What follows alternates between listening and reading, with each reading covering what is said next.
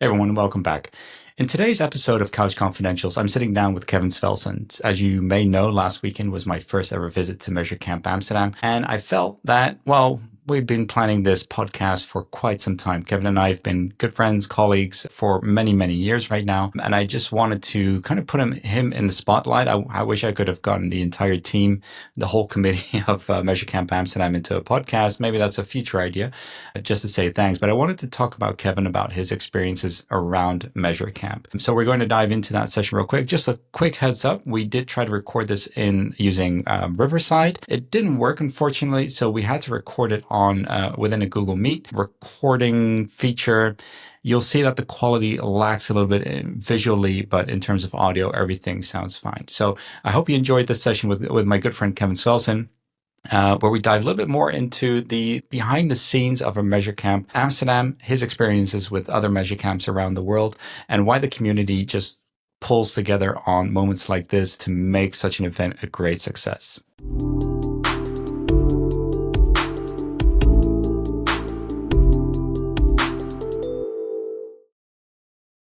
Hey everyone, welcome back to another episode of Couch Confidentials. Today is, for me personally, a very special episode because my good friend Kevin Swelsen is here. And if you haven't been keeping up with my posts on LinkedIn, Kevin did brag about his Measurecamp Amsterdam socks. And when I visited last weekend, he did show them to me. So I can definitely confirm it's not a myth. They do exist. And with that, I just want to welcome you, Kevin, to the episode.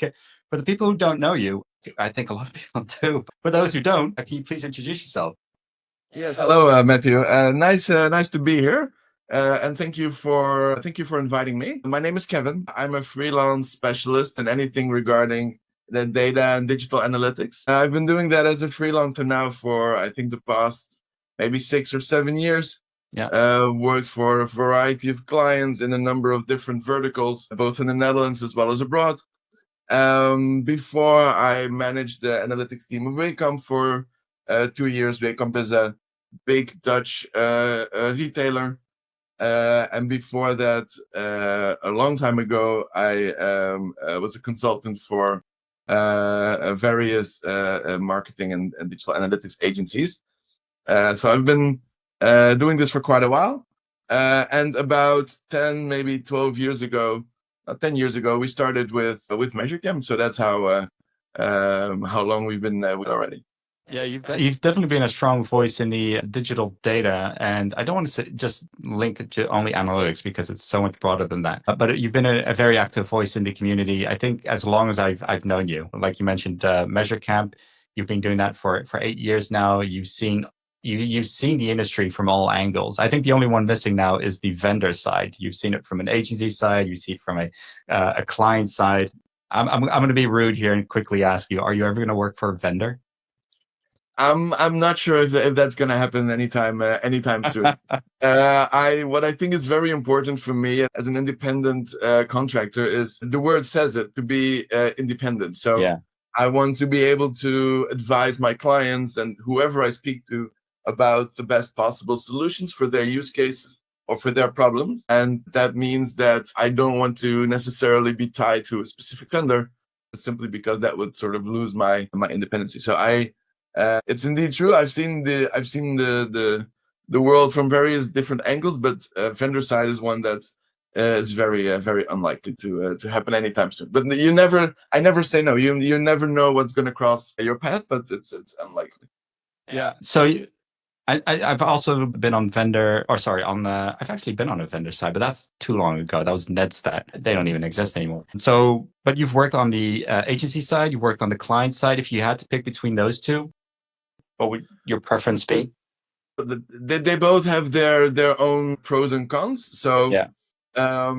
The downside of being either on an agency side or being a freelance contractor is you never sort of see you do a project and you finish that project, but then it's done and you move away. You never sort of pick the benefits. You never see what happens with the solution that you've built or that you've created, because by the time it's in production, everybody's happy using it, you're already gone.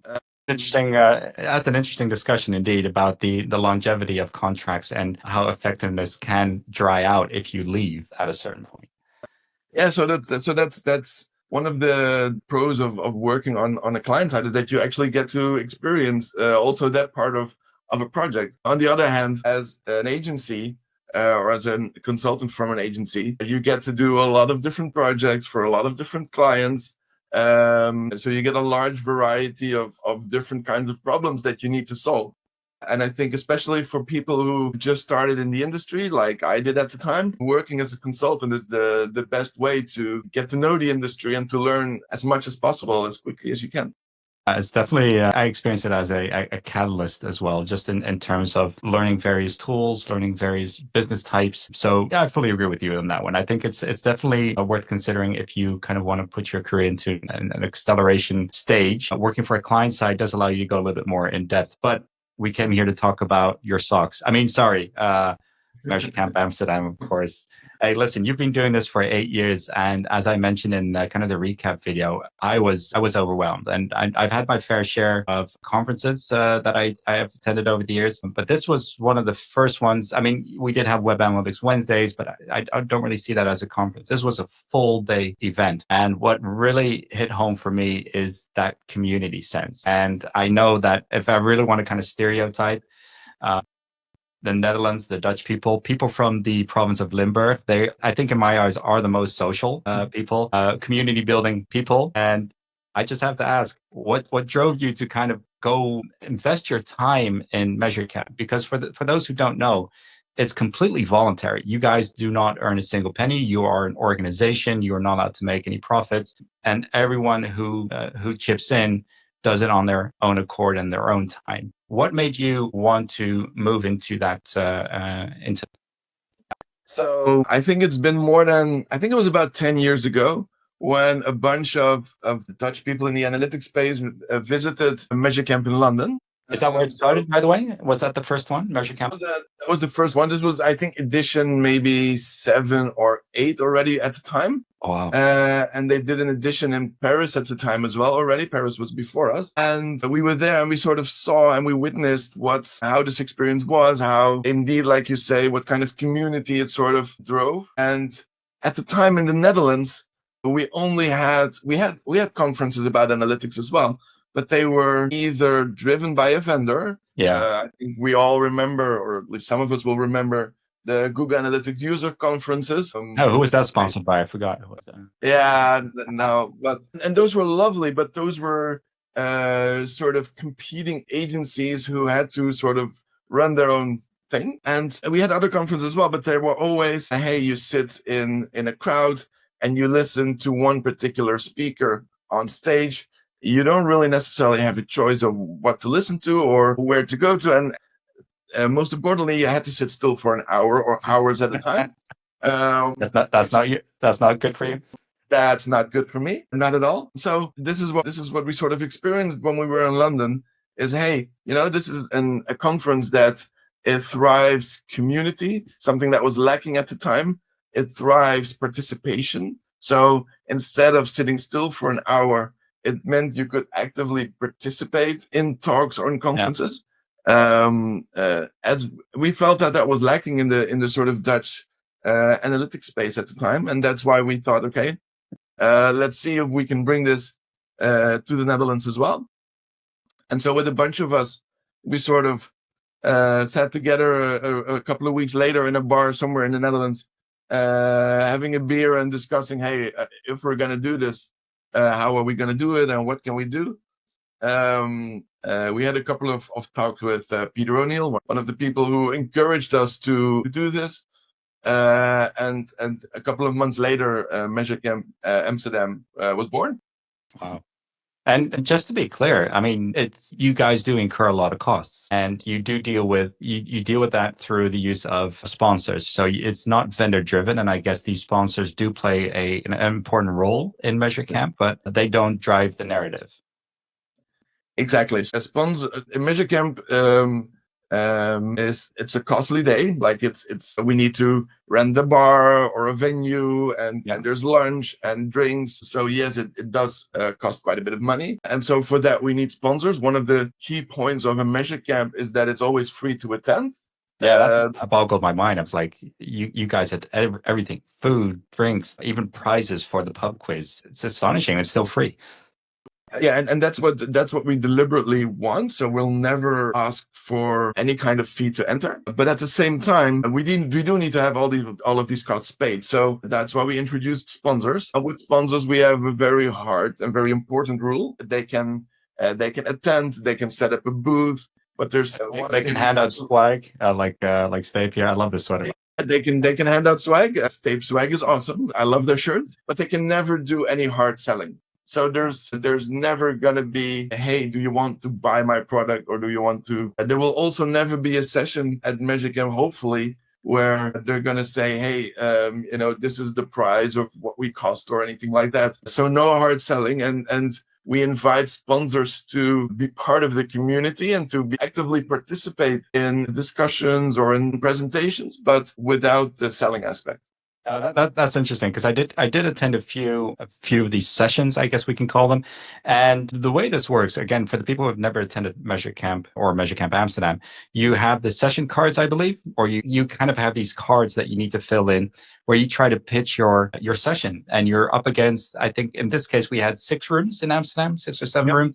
So you're pitching up against 5, 6 other people who are pitching or having their session at the same time, but in different rooms. On it, there are a few indicators on the level of complexity and the content type. Is it technical? Is it business, I believe? Is this something that grew over time, or was this something that was made clear from day one? So to start off with, I don't think it's a competition necessarily. So you don't necessarily compete against others. Okay. Yeah, I see what you mean. Yeah, I think I positioned it a little bit awkwardly there. So basically, you can reserve a room at a given time slot to present a topic of your liking or have a discussion of your liking. And you can do a topic around basically anything you want, but sort of the form of it never changed over the years. So it's always been roughly the same. So what we actively encourage is not doing necessarily a 30-minute presentation, but either if you do present something, leave enough room for participation of the crowd, of the people attending. But sort of the format has always been. So the actual placing of the cards on the board, I don't want to compare it with a kind of the bull run in Pamplona, but it gets pretty wild there in front of the board, especially after the opening pitch or the welcome speech, and it's announced that the board is open. You see this massive movement of people, like one huge wave towards the board. You have any insider tips for being on time to get you? I was thinking you really need to time this. If you're at one end of the room and this welcome speech begins, you slowly need to kind of navigate your way to that board to when the green light is given. You can smack that card on the board. But what tips do you have? And have you seen some funny things in the past with people trying to get their session on the board? Yeah, I've seen people trip over the years or fall down, or I think it depends a little. So it differs per Measurecamp how intense that is. Okay. But I've seen some editions in London where it gets even intenser than in the Netherlands. Overall, usually there's enough space for everyone. Yeah. So I wouldn't necessarily sort of encourage it because it's only going to get worse from there. But usually, if there's attendees who want their session to be done at a specific time, so they say yes. I sort of think that the focus of people is at its highest 2 sessions before lunch. So I want my session 2 sessions before lunch, or I want my session to be done just after lunch. Yeah. To be honest, when I do a session at a Measurecamp, I always try to do it after a break, because that means I have the break to sort of set up and prepare. So there's people with various preferences, and then it gets a bit tricky as to, is the room size that I want still available at the time slot that I had in my mind?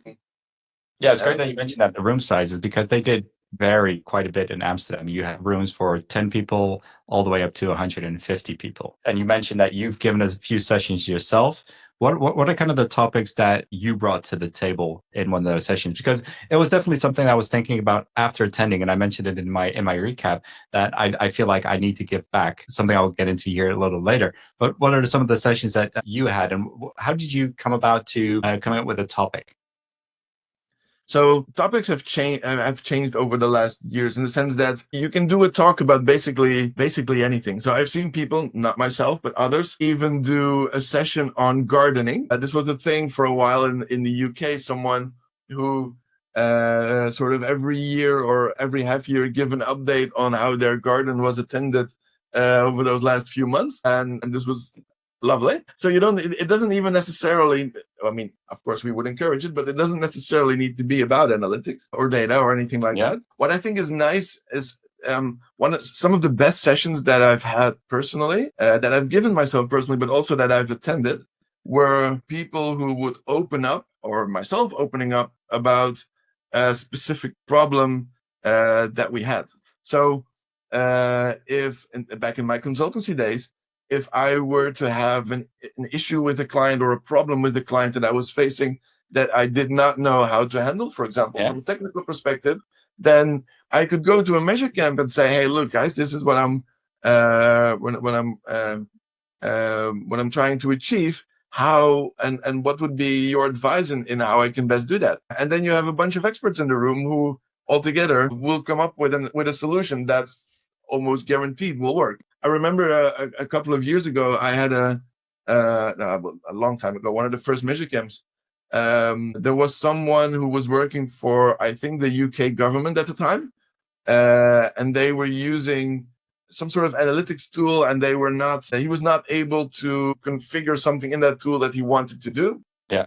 And it was very specific, very niche, but I saw that session on the board, and I remember I had the same issue just a couple of weeks before with a different client myself. And so I went into that session, and within 10 to 15 minutes, we had that solved. But otherwise, the guy would have maybe a day or maybe 2 days worth of work just to get it done. So also in that sense, it's very valuable to do a session and to open up about what issues you might be having. And I think that's one of that comes back to the whole community atmosphere. There is no you rightly pointed that out with sticking the cards on, the session ideas on the board. It's not a competition. It's being able to share. And I mean, I turned 49, like I think just a little week and a half ago. And I have to say, it's interesting to come to one of these events and see that there's this whole new next generation of analysts, of experts coming to attend. And I have to say, I hadn't really considered it. Maybe just I'm getting old and you start looking at it a little bit from a different perspective. But how one of the funniest stories I found was this guy called Akara David, I think his name was. It was the first time he attended, and he won the what was it, the AirPods Max in a raffle. That was amazing. I mean, this guy's probably going to come back every year now because he's like, this is like the luckiest place on earth for me. How do you, when you attended, did you kind of notice that same thing with that younger generation? Because I wasn't even the oldest one there. And we've both been in this business for, I think, around 20 years in digital analytics, at least. But it was the first time that I really witnessed this new generation being present, coming out of our shadows, so to speak. Yeah, so I think, and I think that's what Measurecamp is a really good place for. It's, if you go to one of the larger conferences, what you see, and this makes a lot of sense, but you get always sort of the same people who speak or who are on stage. And what I think is very interesting is that Measurecamp is the place where much more sort of low key you can do a presentation or practice speaking in front of an audience without too much pressure, without having the feeling to be on stage and presenting for a large group. So I think could be a really nice place to low-key try to experience what it's like doing a presentation. And we've seen quite a few people who are now well-known speakers at conferences that sort of started with presenting at Measurecamps, or where that came out of. And it was sort of a talent they discovered, also with the encouragement of people who sort of attended those talks. Yeah, that's pretty heartwarming.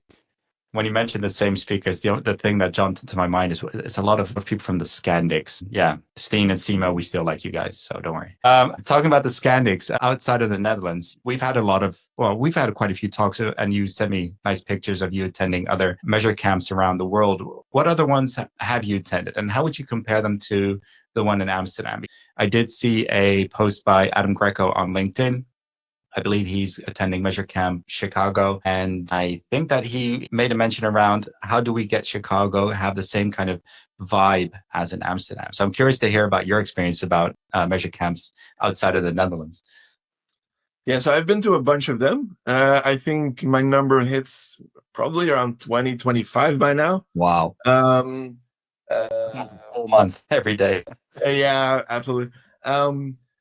So what you see, even within Europe, you see quite a difference. Whether it depends whether you're in either the Netherlands or Belgium, or whether you go to the Nordics. So I've been to Stockholm and Copenhagen, which is a different. It's a bit. It's almost the same, but it's still a bit of a different vibe in terms of the topics that you get. I've been to some in Eastern Europe where it becomes more technical. So what you see there is a lot more focus on sort of the technical implementations, much more around things like machine learning and scripting. And I was very recently in New York, just 2 or 3 weeks ago, where also the topics were very different. So they're very similar to in Eastern Europe. It was a lot about machine learning, marketing mix modeling, attribution was a bigger topic there, I felt, than in Amsterdam last week. But I think it's very interesting is, and I think we all know this, but in the US, Adobe Analytics is quite a bit bigger than in Europe in general. And so you see a lot more talks on Adobe there than you would see them in Amsterdam. And in Amsterdam, there were maybe just 1 or 2 topics on this. And in the US and in New York, it was maybe 25% of all sessions were around Adobe. It depends. And what you also see, I think this is interesting, are a little bit the cultural differences. So in some countries, people find it easier to present than in others. People are more extrovert or introvert depending on the country where you are. And this is what you then see in measure camps as well, where we've had when we started out doing measure camp, one of the worries we had was what happens if we don't fill up the session board? What if there aren't enough sessions? And in Amsterdam, luckily, this was never really the case. But especially in the first year when a measure camp is done in a city, it depends a little bit per country, but how easy it is for them to fill up, the session board. And depending on the country, it's or even the city, it's easier to find speakers or people wanting to do a session than in others. So that depends. And the introvert extrovert kind of story, is that, would I be safe in guessing that? And I don't want to stereotype here, but a lot of, when you mention Eastern Europe, where the topics get very technical, there are a lot of introverts there compared to the US, who might be 99% extroverts. Yeah, so I think that depends. You're roughly speaking right in the sense that I've had the same experience that in the US it felt easier.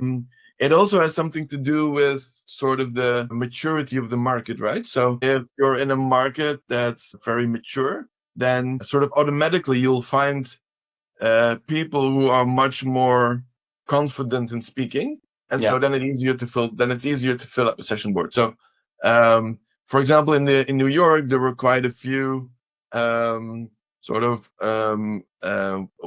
people out of in the analytics space. Well, of them you can sort of automatically know, okay, they're going to do a session, or if they need to, they can even do 2 sessions if that's what's required. So it depends a little bit on the maturity of the market and sort of the kind of people that are attending as well.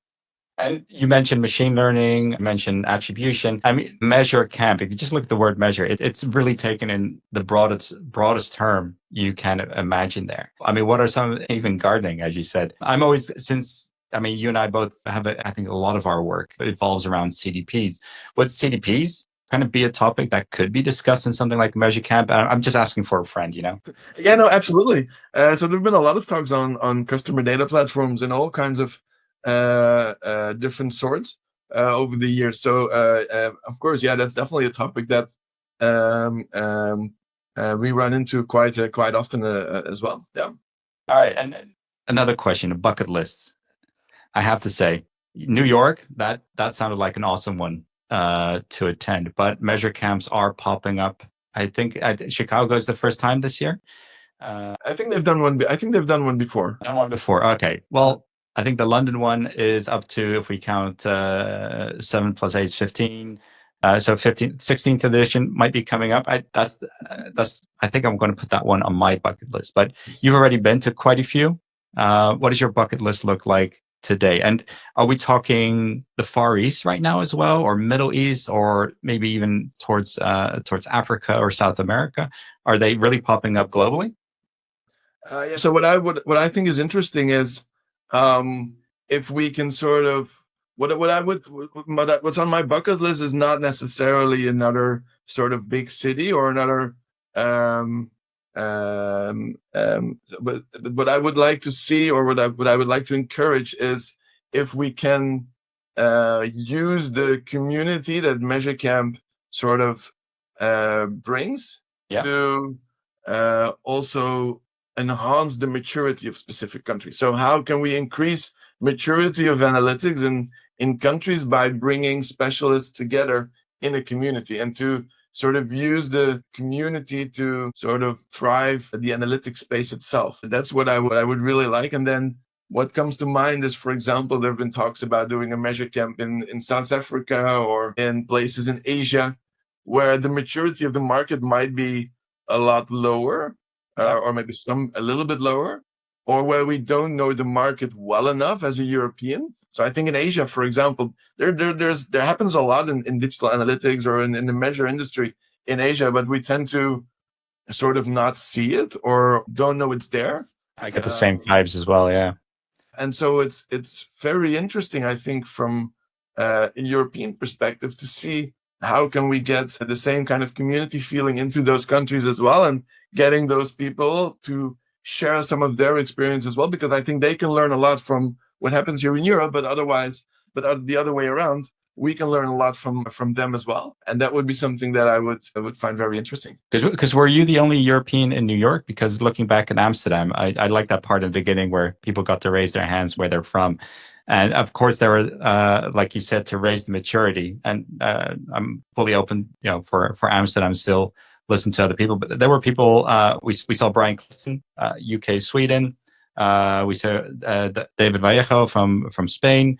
We saw Stine Rasmussen from Denmark. Is this something you saw at the New York event as well? A lot of Europeans attending. I mean, it's a good excuse to have a business trip to New York. And you have definitely a good excuse. For me, it was a good excuse. But no, I definitely wasn't the only European. There were people from France. There were people from Germany. I wasn't even the only Dutch person there. There's Dutch people everywhere. Sorry, I think. Well, there's Dutch people everywhere. So I wasn't even the only Dutch person. So there were people from all over, again, also from all over the world. Of course, in the US, the percentage of people from abroad was lower in the US than obviously in Amsterdam. That makes obviously also a lot of sense. But I definitely wasn't the only European. I wasn't even the only, besides New York, the only Measurecamp organizer there. So there was people who organized Measurecamp in Paris were there. There was somebody there who previously organized Measurecamp in Munich. So there were people from all over Europe. Yeah. So do you have a lot of contact as well with the organizers from the various chapters, I guess you can call them? Yeah, we talk every once in a while. It's not that we actively keep in touch, but we all know from each other, and we sort of plan together when measure camps are being done. We've had in the past also talks about, for example, sponsors who want to sponsor multiple cities at the same time. So that also helps. And what I think was really interesting during COVID, obviously we couldn't do a measure camp in person at the time, but we sort of did with all of the measure camp organizers from Europe, we did a virtual measure camp Europe, which, I mean, it wasn't a real one, but it worked out nevertheless quite well given the circumstances. And so that was interesting as well. Yeah. Hey, and coming back to that community sense, I think I've heard rumors, I won't look at you directly, that the event went well into the evening after the actual event had ended. The community, does it? One thing I did notice, and I am noticing right now, and I think I do. I think I have the answer, but I'll let you fill that in. Where did it go after the event ends on that last Saturday, 6 p.m.? It was a great community feeling, but where does that community go afterwards? How do you mean that exactly? Like the evening itself, or? No. Measure Slack measure channel. We have a Slack channel. Oh, that's cool. Yeah, it's very cool. It's called Measure Slack. If you don't know it, please join. So, but in all fairness, there's a bunch of ways in which you can sort of stay in touch with the community. So, of course, we all, I think most of the people listening to this or looking at this will know Measure Slack. There's, for example, the DDMA in the Netherlands that does various events over the year to bring people together. There was an event of that last Friday as well, and they'll do a bunch of other ones later this year. So there's various ways you can sort of keep in touch, and we definitely encourage people to do that. Yeah. So yeah. And what do you see for 2026? I know already. I have my ticket secured. I shamelessly won the Unpub quiz as Unconference Unpub. It was nice spin there, but I shamelessly already won my ticket for 2026 in Amsterdam. What can we expect next year? I mean, do you guys come together after each event and kind of say, hey, this worked, this didn't work, maybe we need to rethink this type of sponsorship or the food, the drinks, etc. And how do you kind of do you already start shaping for the next year's version of Measurecamp? Yeah. So what we do as an organization is that indeed we will come together. I think somewhere, I don't know, before the summer, I guess. Do a sort of recap internally of what we thought of it. We all made, as an organization, we all made notes, either in our head or we wrote it down somewhere of the things we thought could improve or that we might need to do differently next year. Obviously, this was the first time we did Measurecamp Amsterdam in this specific venue, so we'll definitely have. I mean, it went very well, and we were very happy with the venue. But that's something, of course, we can look back at. And then what usually happens is we'll sort of take a bit of a vacation. So we'll take a couple of months break. But we already had potential sponsor asking for Measurecamp 2026. So I guess it won't necessarily stop. But we'll take it. The couple of months or weeks before Measurecamp, they are quite intense in terms of what needs to happen. But for now, it will sort of be a little bit more low key. But yes, planning will probably happen somewhere after the summer. We'll start planning again for next year. Yeah, because I think this year you mentioned, and it was my first Measurecamp, so I don't know if it was mentioned before, but you were handing out pins with the Measurecamp Amsterdam logo and then the year. And I think someone said you could probably win prizes at the end for somebody who has the most. I hope the committee itself is excluded from that prize because you guys would just swipe the board and win every position. Is that kind of how should I say this? The motivations to get people to come back, or what was this little bit of story behind that one? Oh no, so there's I hope we don't need pins to motivate people to come back. I didn't get that sense at all. So we've had a number of people who've have been to at least 6 or 7 Measurecamp Amsterdams alone. Yeah. So we'll always try to find sort of new ways to give away merchandise or give away things that we can do. So that's the pins this year was another idea like that. Similar with, for example, the socks. So they might become a collector's item. They might become a collector's item as well. Were they in the bag this year? I forgot my bag. I didn't. Are they available on back order? We can definitely make sure we'll get you one. That's no problem at all.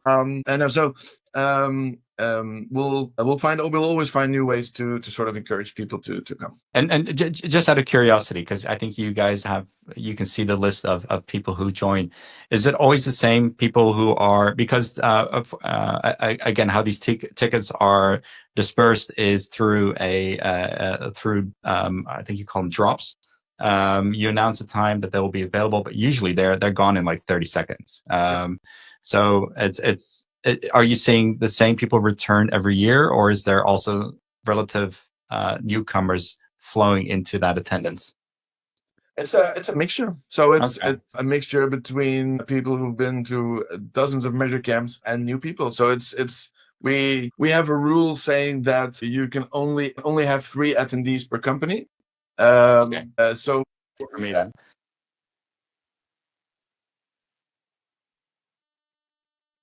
we try to make sure that we keep a good mixture of people coming. So instead of, I think it was the first year when we did Measurecamp, we didn't have that rule, and then somebody had some company, I don't know, but they had 10 tickets. Yeah, that's not what you ideally would like. So it's 3 tickets per company, and that that alone enables people from all different kinds of angles showing up, and also all kinds of maturity and experience that they have.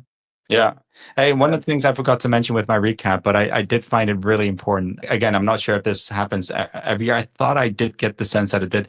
It was the new verleiders, if I remember correctly. There's kind of a sponsorship, well, not a sponsorship, a charity mindset intertwined with Measurecamp, and that is the organization called the New Verleiders. I'll make sure to leave a link in the description, as they usually say.